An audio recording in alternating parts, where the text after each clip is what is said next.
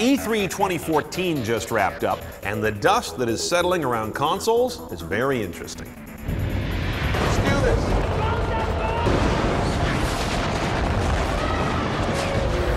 We have continued to tweak and refine PS Now. I was lying down flat and using my head to navigate as I was sliding under big tractor-trailer trucks. They want to create a world that feels real, that sounds real. You could bring the sword point right up to the knight, tickle his chin, or decapitate him, whatever you want to do.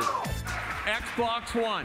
Now, when Microsoft's Xbox One came out November of 2013, it had a very broad, kind of a whole house message. Gaming at the core, yes, but also communications with Skype, streaming media and pay TV integration, and of course, gesture and voice control through CNET. Xbox on.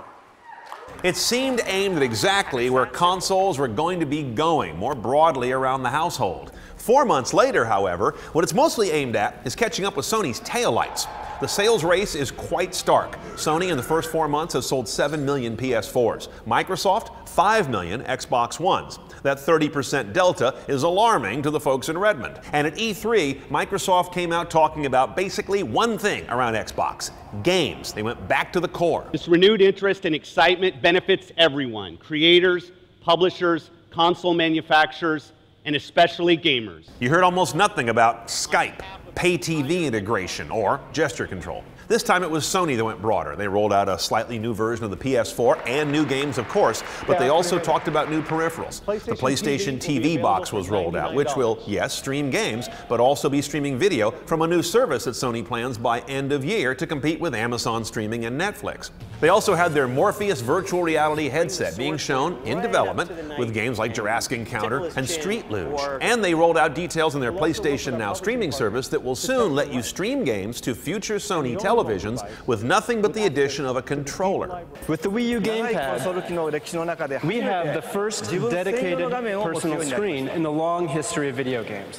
For its part, Nintendo's still wondering how it can get back to being the darling of the mainstream console revolution, which the Wii was once touted as. Their Wii U, with its kind of tortured gamepad tablet peripheral, was being shown as a place where developers are spending more time making the tablet relevant. They also rolled out something called Amiibo, or Amiibi, I guess in plural. These are little sorts of toy figurines that have NFC technology built in. You would touch them to a certain portion of the gamepad to launch the related game, and also bring in your history, preferences, and profile with the game, and start gameplay right from that point. And everybody's wondering when or if Nintendo's streaming TV and movie platform will be a major player. Taking a first look at the new Valve controller for Steam machines. And Valve's Steam Machine platform is delayed till 2015. When it does arrive, it will have a revolutionary controller with touch sensitivity, haptic feedback, and of course, tie into Valve's very popular base of online games, games written directly for the new class of boxes, and the ability to stream TV and movies as well.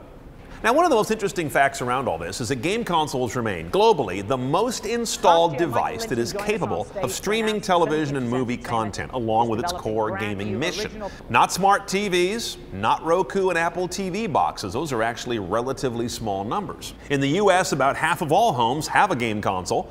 About a third of those, though, use it for TV and movie streaming. As of the close of E3 2014, it's still clear that no game console maker has yet fully cracked the code on making their class of products dramatically more appealing to every member of the household in every demographic and every day part of daily life.